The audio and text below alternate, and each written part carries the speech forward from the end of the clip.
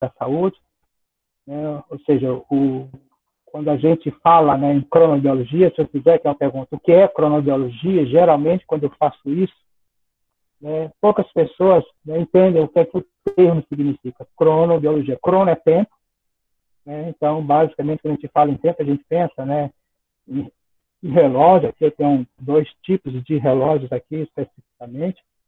Tá? Então, uma coisa, né, importante que a gente, né, vai ter,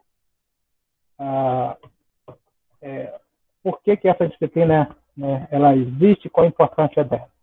Quando a gente fala a palavra cronobiologia, não é uma coisa muito comum que as pessoas entendam, mas na hora que eu falo em relógio biológico, quase todo mundo já ouviu falar em relógio biológico, a gente vê reportagens sobre relógio biológico, né, e etc. Mas é isso que a gente vai, né, dizer, qual a importância, né, inclusive, dessa disciplina para a área de saúde. Uma coisa que chamou a atenção a cronobiologia, que ela ficou importante no mundo, né, no meio científico, na academia, na medicina, especialmente, foi a partir de 2017, quando 3 pesquisadores americanos ganharam, né, o Prêmio Nobel de Medicina e Fisiologia, pelas suas descobertas dos mecanismos moleculares que controlam, né, a ritmicidade circadiana. Um deles, né, é o Mike Wang. Deixa eu mudar aqui uma coisa.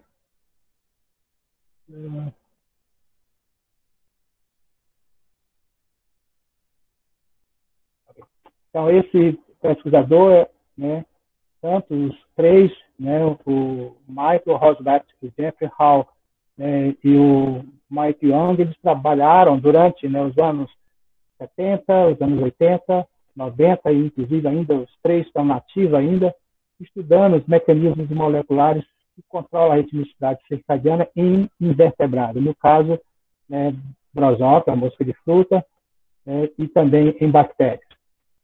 E isso, né, o reconhecimento, né, do prêmio Nobel para eles foi não só em decorrência das pesquisas que eles desenvolveram, mas hoje a importância e a aplicação da cronobiologia na área médica e na sociedade como um todo, né, na área de saúde, né, principalmente, mas também implica na área da educação, tal, e na área de pesquisa.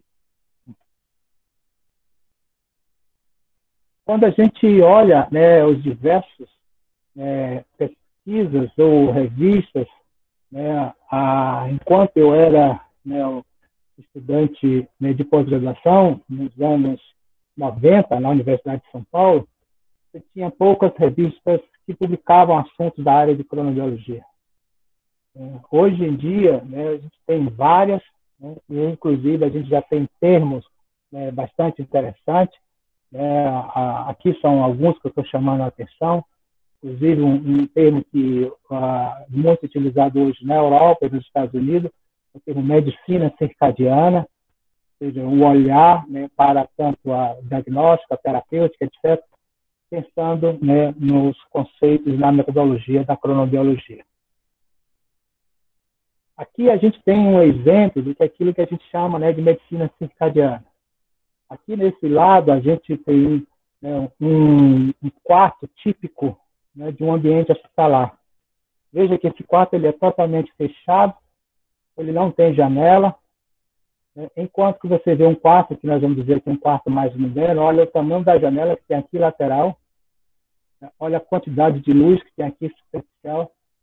Aqui eu tenho uma outra janela, eu tenho um ambiente que é muito mais próximo, né, do ambiente natural. Isso significa que antes eu pensava, né, nós, na área de saúde, que o melhor para tratar um paciente era ter o máximo possível constante o ambiente, o controle o máximo. Quanto mais constante fosse, melhor o paciente recuperava, né, do seu problema de saúde. E hoje nós sabemos que não. É preciso que a gente, né, reproduza dentro do ambiente hospitalar o máximo possível do ambiente, né, da natureza, e neste caso as oscilações que a gente tem na natureza, como o dia, e a noite. Mas tudo isso ela demorou, né, a ser, né, estabelecido. Né? Um dos primeiros relatos científicos que nós podemos dizer que está relacionado com a cronobiologia foi um experimento feito, né, por esse, né, astrônomo, né, francês chamado Jean-Jacques Desmarins, em 1729. Ele publica um relato na Academia de Ciências francesa, que foi um experimento que ele fez com essa planta, né, que é a mimosa pudica. Essas folhas, elas podem abrir e fechar. Essa planta tem muito aqui na região Nordeste.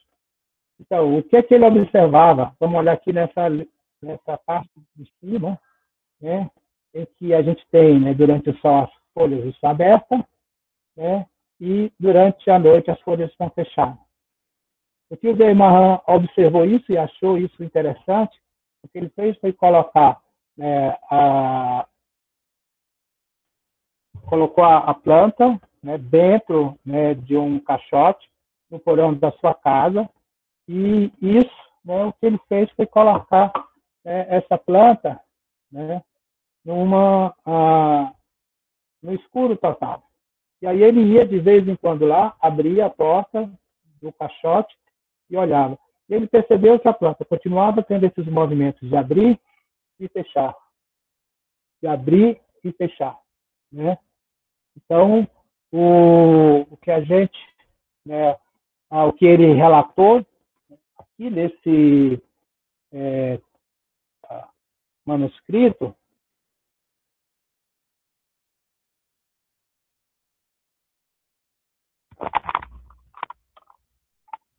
deixa eu ver se eu consigo ajeitar o som. O som tá bom para agora?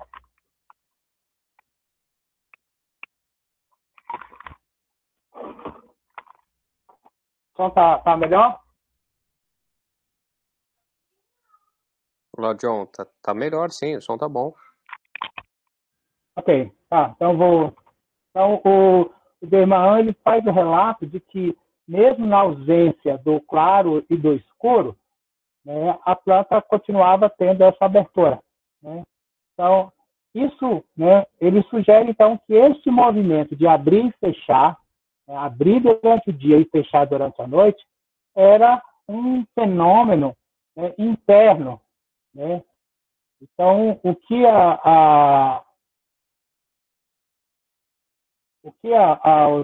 tinha, né, então, a explicação para ele é que a planta tinha algum mecanismo endógeno que provocava isso. Mas, quando a gente vai olhar o clássico, quando a gente vai explicar os mecanismos de regulação, né, que a gente tem, né, na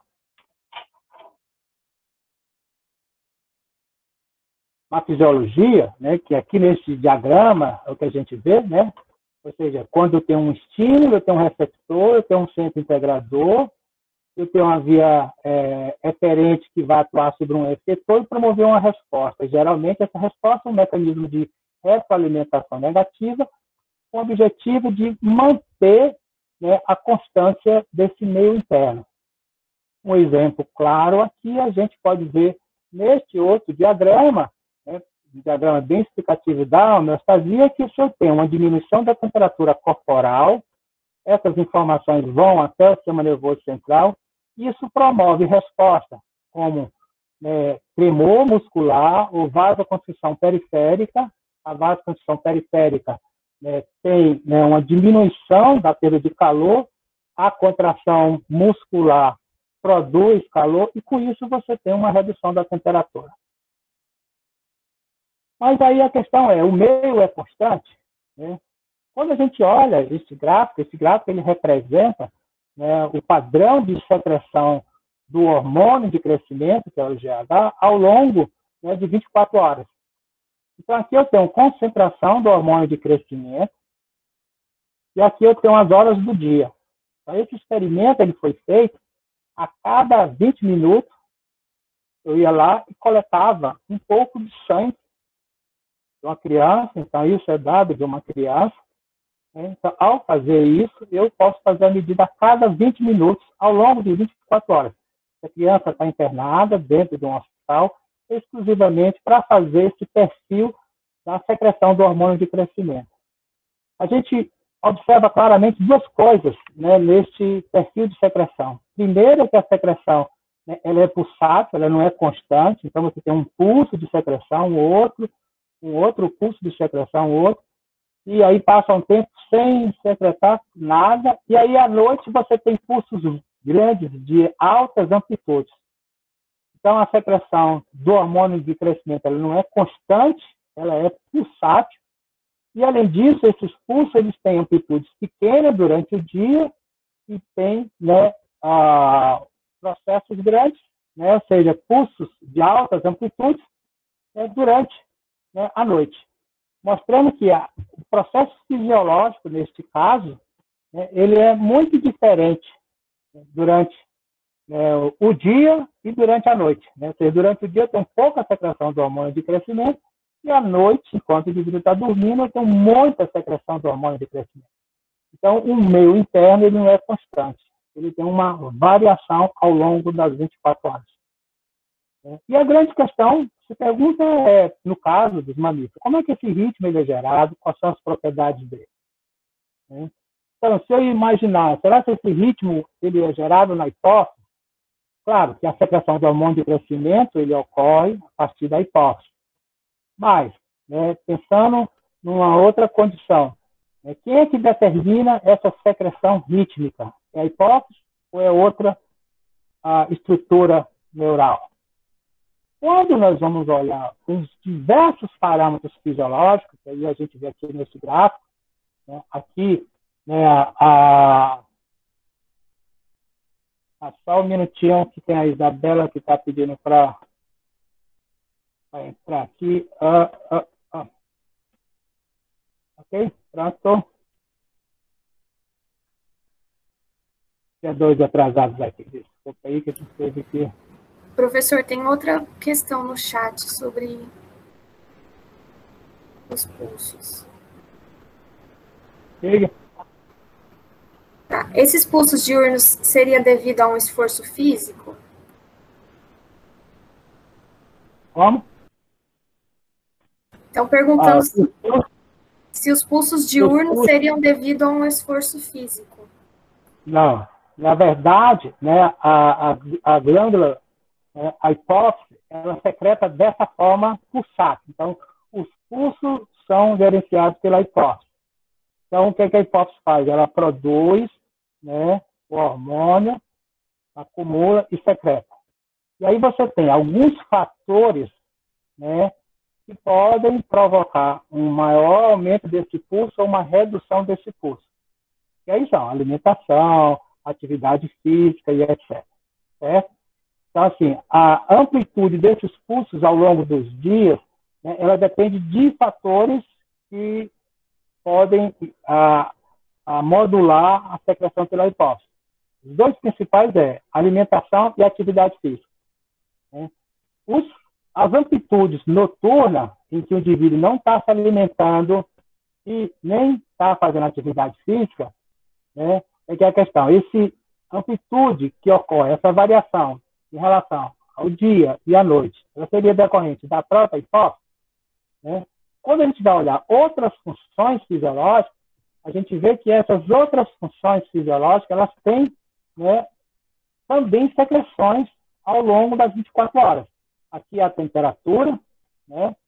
Aqui eu tenho temperatura, eu tenho o hormônio de crescimento, o cortisol, aqui a secreção urinária, né, plasmática. Então, se eu tenho vários parâmetros fisiológicos sendo apresentados de uma forma rítmica, né, então o que se sugere é que eu tenha provavelmente um marca-passo, um oscilador, ou aquilo que a gente chama de relógio biológico comum, né, que responda, né, a controle, né, as várias funções, tanto da hipófise, como da adrenal, como da temperatura, como a função renal, e etc. E que esse mecanismo ele tem uma reação ou uma capacidade de se ajustar ao ambiente, ao claro e ao escuro.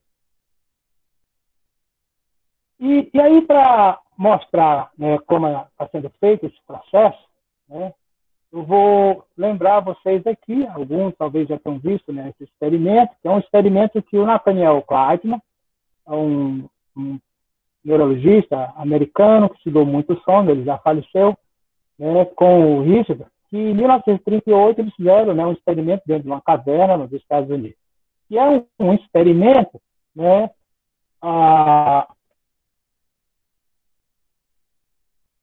é um experimento, né, que a gente, né, fica totalmente isolado. Então eles entraram nessa caverna, aqui nesse fotografia do meio, o que a gente tem, né, é o Kleitman fazendo medidas do outro, né, pesquisadores.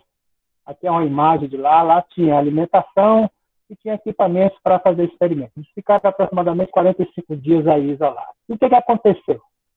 Né? Esse aqui também é um outro, né, um aventureiro, né, o Michael Schiff, que também ficou 6 meses, né, numa caverna isolada, mas isso já mais tarde, em 72.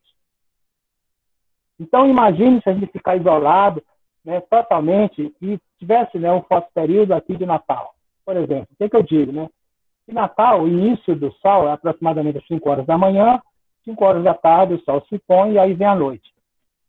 E aí um indivíduo que tem, né, um padrão de sono mais ou menos regular, vamos dizer que isso aqui seja um representante de uma pessoa, de um de nós, né, então aqui, ele vai dormir lá próximo, né, de 10 horas da noite e acorda às 5 horas da manhã.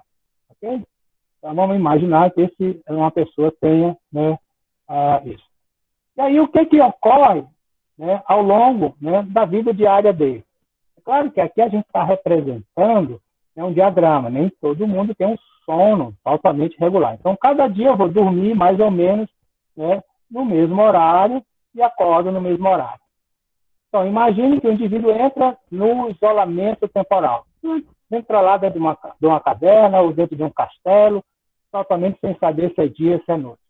O que vai acontecer com o ritmo do sono dele, né, é que ele vai não ficar, né, com um padrão de 24 horas, mas ele vai ficar, né, dormindo e acordando cada dia um pouquinho, mais ou menos meia hora na frente.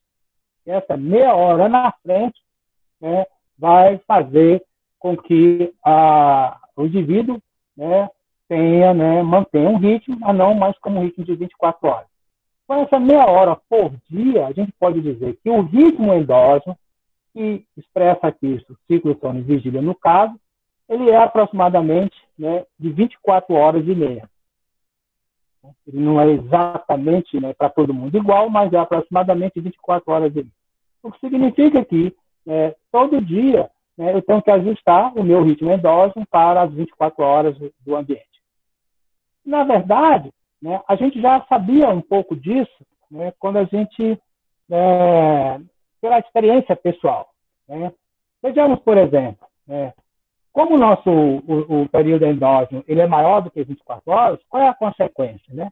É muito fácil a gente atrasar, né, o nosso sono e a gente tem mais dificuldade de, né, adiantar o início do sono. Hoje, que é uma sexta-feira, não tem problema nenhum, né, a gente dormir um pouco mais tarde e acordar um pouco mais tarde. Porém, no domingo, a gente sempre tem mais dificuldade, né, de tentar dormir mais cedo e de acordar mais cedo. Né? Por quê? Porque como o nosso relógio, né, ou seja, o nosso ritmo endógeno, o mecanismo endógeno, né, ele, né, faz com que ele esteja oscilando, né, a mais do que 24 horas, né, com uma oscilação, né, de aproximadamente 24 horas e meia, né, na sexta-feira eu posso dormir tranquilamente um pouco mais tarde. Mas aí no domingo eu tenho que tentar voltar, né, a adiantar bastante o meu relógio e não consigo fazer isso. Do mesmo jeito, né, é muito mais fácil viajar no sentido oeste, mas a gente se adapta melhor, né, ao novo ciclo, né, do dia, né, ao dia e à noite. Quando eu faço uma viagem Natal, no sentido de Natal para Paris, eu tenho mais dificuldade. Quando eu venho de Paris para Natal, o ajuste, né, ele é mais rápido, ele é mais fácil. E, é claro, a gente tem os ritmos representados, né, também, né, isso é um vídeo em vários animais. Aqui esse diagrama, né, esse gráfico que a gente vai ver ao longo do nosso curso várias vezes, ele é semelhante àquilo que eu mostrei para vocês do sono. Só que aqui o que é escuro é a atividade. Esse é um gráfico que a gente chama de actograma. Né? Deixa eu mudar aqui a ponteira para laser.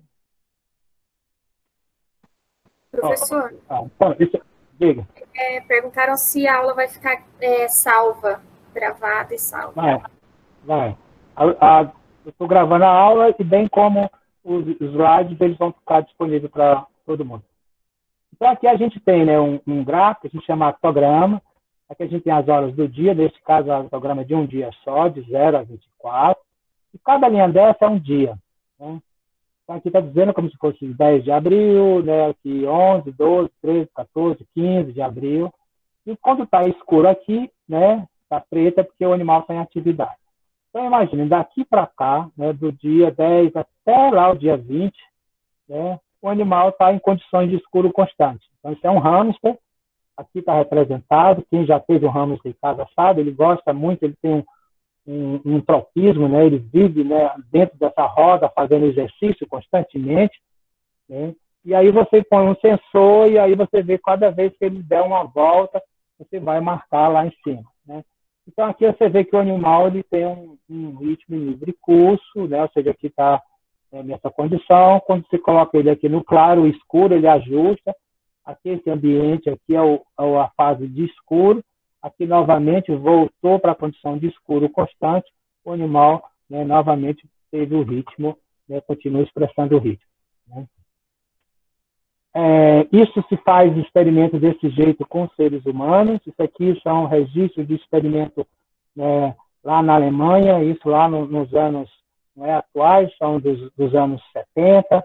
Né? Então, o que algumas universidades na Alemanha utilizaram foi os bunkers, né, que eram ambientes de proteção para abrigo antiaéreo, né, durante a Segunda Guerra Mundial, e eles usaram isso para fazer o experimento. Então, isso aqui é como está aqui uma jovem, né, voluntária dentro do ambiente, então ela fica aqui durante 30 dias, aqui tem tudo, banheiro, etc. A única coisa que eu não tenho aí, né, é relógio. E aqui o pesquisador por fora fica registrando todas as variáveis fisiológicas. Aqui é o registro, enquanto o ser humano estava fora, né, com registro. Aqui quando ele está nesse ambiente de isolamento temporal, então está aqui, né, o ritmo maior do que 24 horas, e aqui ele volta novamente, ele sai do isolamento temporal e volta a ajustar o ritmo ao claro e escuro. Aqui eu tenho já, né, ambientes mais modernos, né, que são ambientes que estão localizados lá no Japão, também com isolamento, o indivíduo pode acender, apagar a luz, mas ele não tem noção do tempo.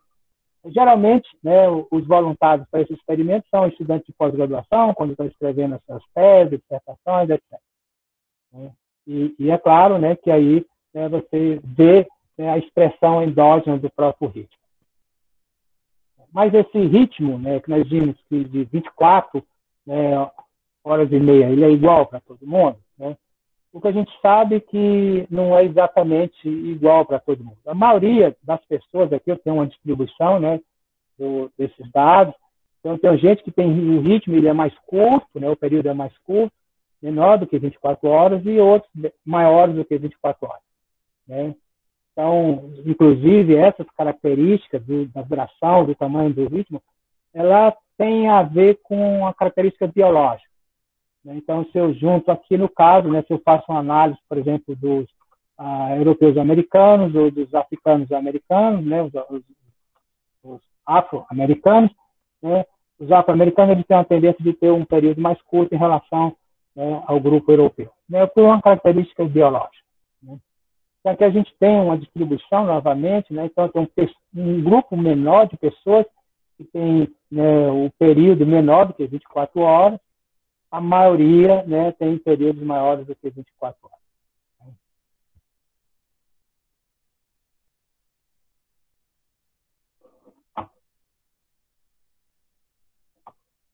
Deixa eu ver aqui, tem a diferença do período circadiano intrínseco está associada ao distúrbio de atraso de adensamento de fase. Assim, né? Então, assim, algumas pessoas, né, têm esse período tão curto, né, que ele tem uma condição que a gente diz que ele tem uma síndrome do adiantamento de fase. Imagine que tem gente que chega, né, a iniciar o sono às 6 da tarde. Então, às 6 da tarde ele vai dormir, né? Então, às 18 horas. Quando dá 2 horas da manhã, ele já está acordado. Né? E isso é uma característica genética. Enquanto que outras pessoas é o inverso. Né? Tem os ritmos mais... desculpa, né? Quando ele tem o ritmo, né, bem curto, né, o período curto, né, o ritmo é bem rápido, ele adianta muito. Né? Quando o período é mais longo, né, ele está atrasado, né, aí a pessoa tende, né, a ter uma fase atrasada. Né? Então, aquele indivíduo que só vai dormir às 4 horas da manhã, só consegue dormir nesse horário. Então, geralmente, esses indivíduos são indivíduos que estão aqui, que têm períodos longos. Então, uma propriedade importante que a gente vai marcar em primeiro lugar é essa propriedade, né, que o ritmo, né, ele é gerado, né, endogenamente. Certo? Então, essa, né, é a nossa primeira propriedade que nós vamos marcar. Agora, o que é realmente um ritmo biológico? Aqui nesse diagrama eu estou mostrando para vocês, né, que isso é um ritmo biológico. Aqui é um diagrama mostrando, né, o ciclo, né, menstrual, né, em mulheres. Né? Então, na fêmea humana, né, então você tem variações, né, produção de vários hormônios, e que isso tem consequência do amadurecimento do folículo, né, de modificações no epitélio, né, uterino, né, e isso é um ritmo, então um ritmo de 28 horas. Veja que esse ritmo ele é importante porque ele que vai, por exemplo, determinar, por exemplo, o período fértil ou não. E é exatamente baseado nesse ritmo que hoje, né, nós utilizamos, né, desenvolvemos na década de 60, né, a pílula anticoncepcional. Hoje a gente já tem diversos, né, modelos e todos são baseados nesse ritmo biológico. E é um ritmo biológico, né? Diferente do ritmo de 24 horas, é claro.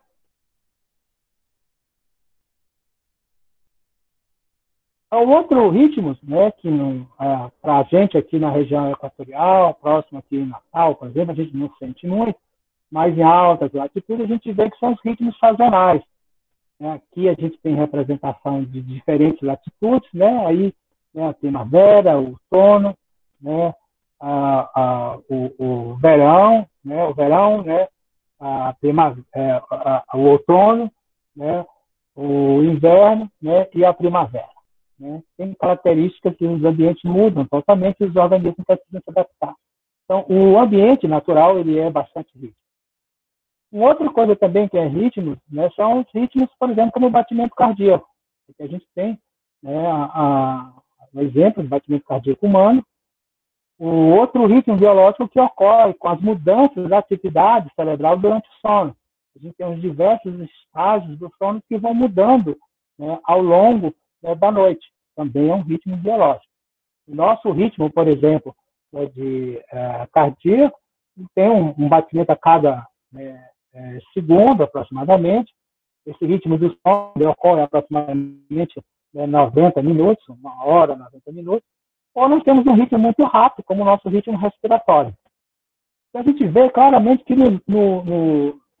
na fisiologia, né, pelo menos dos mamíferos, a gente tem vários exemplos de ritmos biológicos que a gente já estudava há muito tempo. O que a gente não conseguia interpretar bem era o ritmo de 24 horas. Então, a gente faz, inclusive, uma classificação, o Franz Halber, que foi um cronobiologista americano, nos anos 50, no final dos anos 50, ele faz uma classificação dos ritmos baseado na frequência. Então, ele vai chamar circadiano, né, porque circa é próximo de ano de um dia.